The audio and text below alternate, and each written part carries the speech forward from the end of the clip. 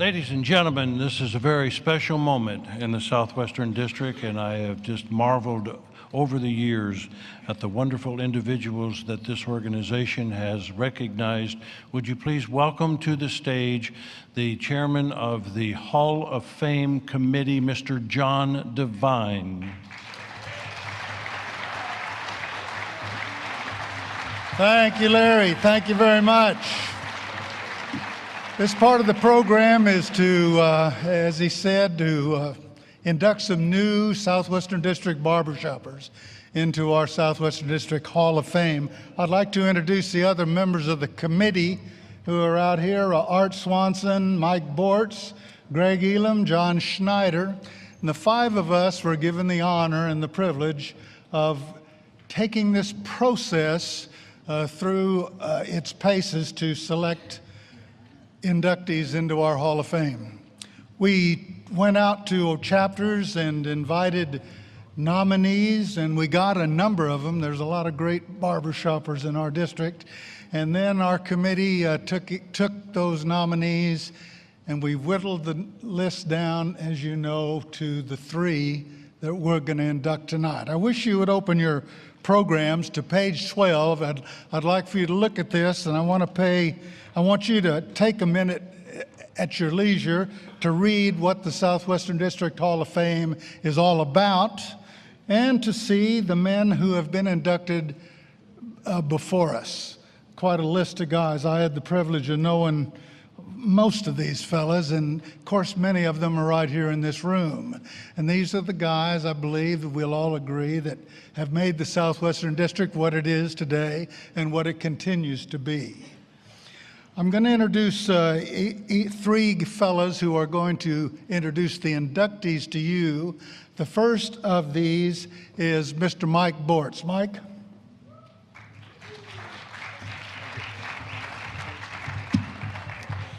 When you go to a barbershop contest or a concert, you never say afterwards that you heard the concert. No. You always say, oh yeah, I saw that contest. I saw the concert. Yeah, did you see that? You're always thinking visually, right? Well, this member of the 2011 Southwestern District Hall of Fame induction class has given audiences visual presentations that were feasts for the eyes. His choreography packages have earned 7 international gold medals for the vocal majority, but he wasn't done there. He and his lovely and talented wife, Rosemary, became the Society's preeminent choreography team, flying not only all over our great district, but also to 37 states and around the globe, to England and Australia, coaching other choruses so they could raise their level of visual performances and they can be the best that they can be. The Ambassadors of Harmony, the Masters of Harmony, and the West Towns Chorus also won international gold medals with the choreography from that great team, as well as a Babs Gold Medal for the English chorus Shannon Express. He's been on the Society's Harmony University staff, the Southwestern District's Harmony Ranch and Top Gun staffs, as well as Mid-Atlantic, Rocky Mountain, Sunshine, and Johnny Appleseed and Ontario District Music School staffs. He's been everywhere. As the director of the El Paso Border Quarters. Let's hear about it. El Paso, where are you, El Paso? There you go. He was the musical director there for over 20 years, and he helped keep that chapter together. He sang in a very, very popular quartet called the Rogues of the Rio Grande. Yeah. And as the music and performance director for the Southwestern District, he established an outreach program so barbershop classes can be available to remote parts of this very, very vast and large district of ours. It is my distinct pleasure to present to you a great man of talent, of vision, and action. Southwestern District Hall of Fame class of 2011 inductee, Bob Calderon.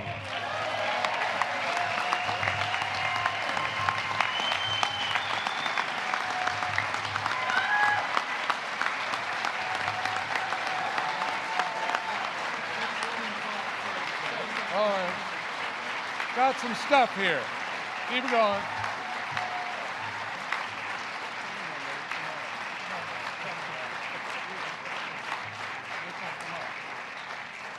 This thing just won't come up. It's standing. Here you go. Here you go. You hold this. It just won't come up. Yeah, why don't you talk there? I'll keep working this. I think Mike is more nervous than I am. You know? I'm But so I- accustomed to being in front of a microphone. You know, this is a wonderful time for me. It's a great award.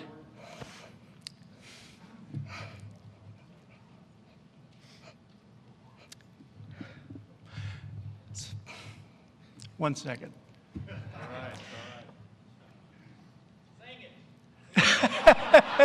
You know what? That probably would work. But this is such a wonderful hobby. And it changes your life for the better. All you have to do is give to it a little bit, and it gives you a lot. And I appreciate that, Mike. Thank you very much, and thank you for the committee for thinking about me. And thanks to all of you who support the hobby. The fact that you're here means it will go on, and that's a good thing. I love this hobby. This is the best hobby in the world, isn't it? Thank you. We got now.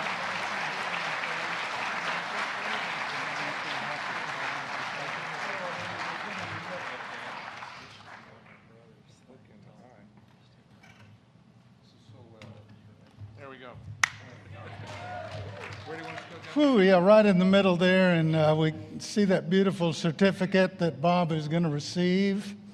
And David Wagner down there is taking lots of photos. And while they're doing that, let me introduce Greg Elam, who will introduce our next inductee. Greg?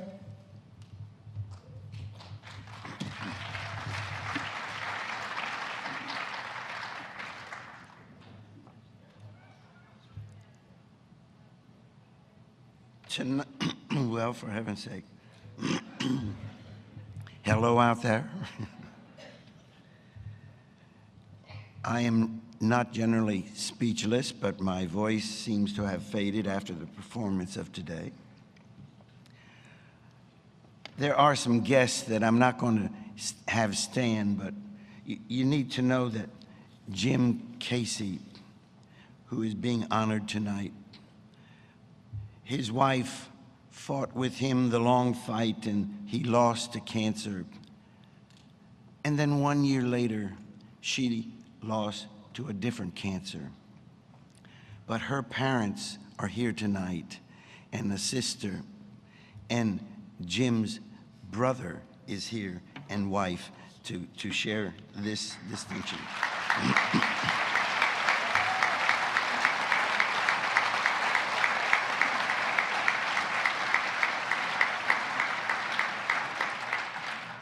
We're going to honor Jim as a music man.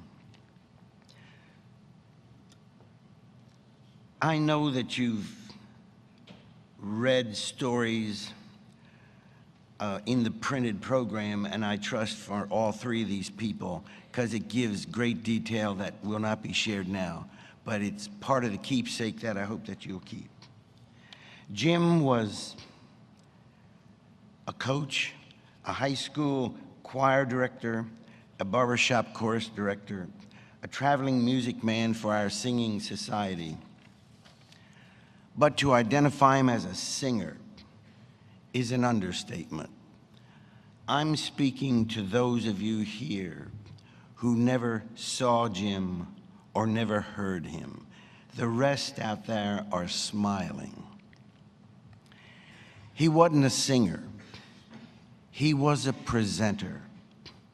He would take the stage, and instantly there was charming, coy, loving, thrillingly awesome music. With merely a pitch pipe note, he already held you in the palm of his hand. You need to understand he never simply sang a song.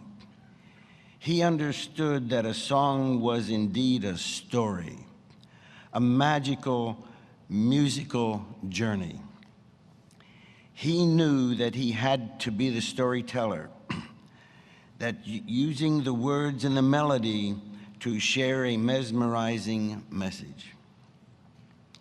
His wide range, rich tone, remarkably clear and clean voice was magic.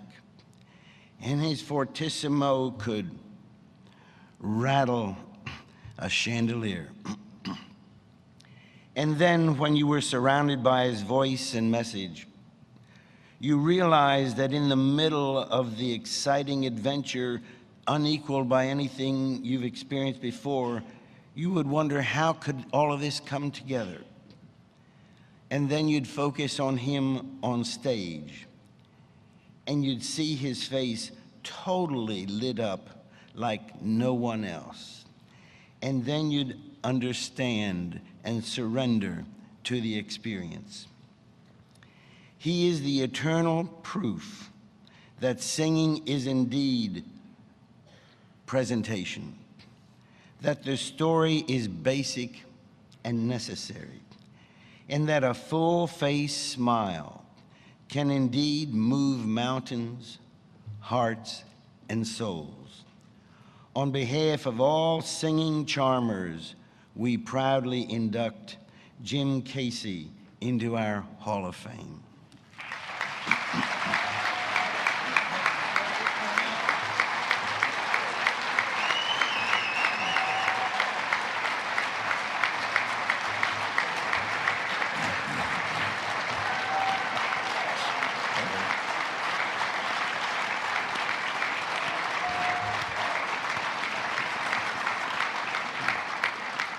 Oh, what a compliment to Jim for you to stand, and I thank you for that.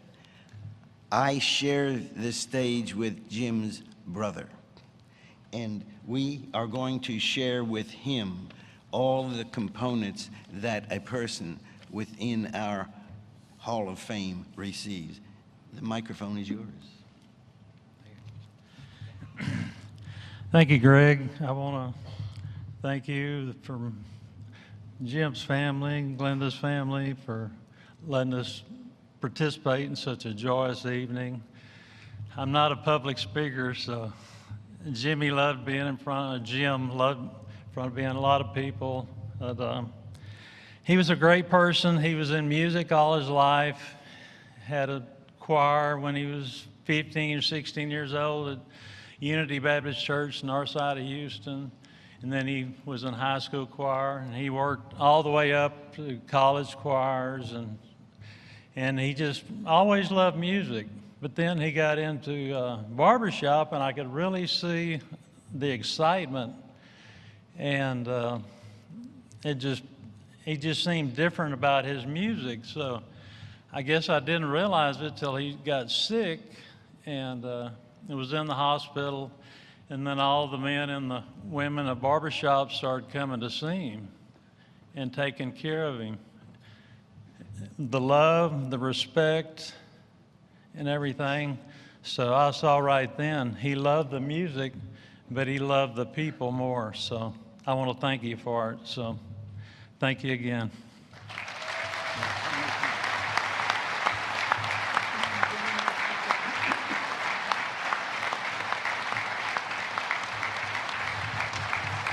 Thank you for being here, Robert. Wonderful. And to introduce our third inductee, I'd like to call up John Schneider, please. There we go. Thank you, John. It's going to take me a minute because I got to put on my glasses.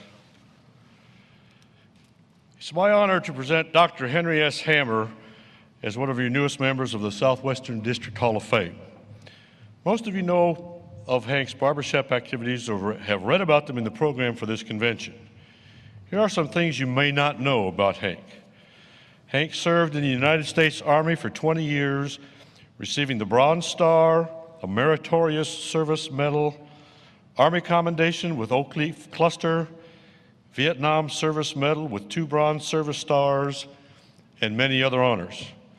Hank also has a very impressive resume in his chosen field of dentistry. And as I indicated, his barbershop history is enormous, and you can read about it in the program if you will.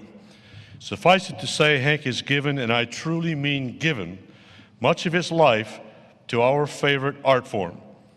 He is one of those people who never learned to say the word no, and as a result has given much of his time and talent to helping others. It's with great honor that I present to you the newest inductee to the Southwestern District Hall of Fame, Dr. Henry S. Hammer.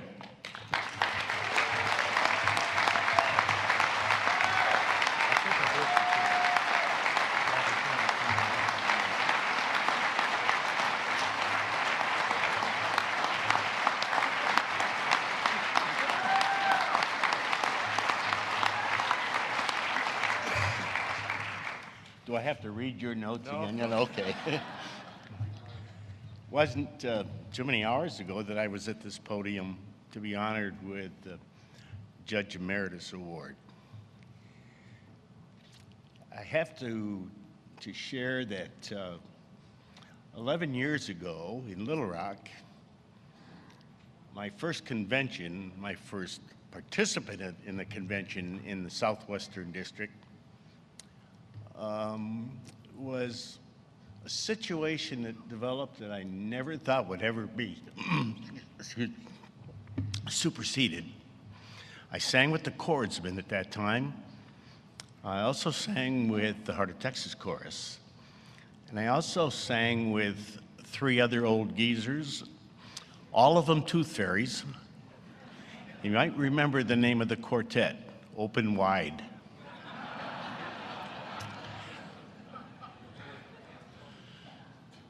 I met 2 of those members on the judging panel. Well, they were contestants. I was on the judging panel, Tom Pearson, Bob Natoli. And it seems that Tom said, Hank, I understand you're moving to Texas. You want to sing in a quartet? I said, who told you I'm moving to Texas? He said, well, you know these birds we have down here and all that. Well, lo and behold, we did put a quartet together, and we did win the district, and we went to international, and we did fairly well there. Well, be it known, going home with a 4th place medal for the Chordsmen, a 1st place medal in the chorus competition with Heart of Texas, a 1st place medal in the seniors contest. I'm met outside the door by a gentleman you all know, Grady Kerr. And he said, how does someone come from the far western district and walk away with all of our hardware? I was at a loss for words. I just simply said, talent. To this day, Grady's not spoken to me, not true. I'm greatly honored. I truly find this a situation that with all these individuals, Jim Casey, such a personal friend of mine. Bobby,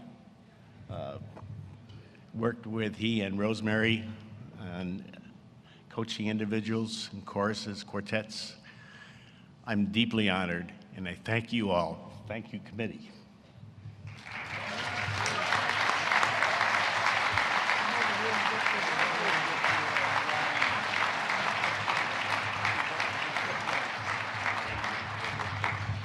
Congratulations once more to our 2011 inductees. How about one more big hand for these 3 guys?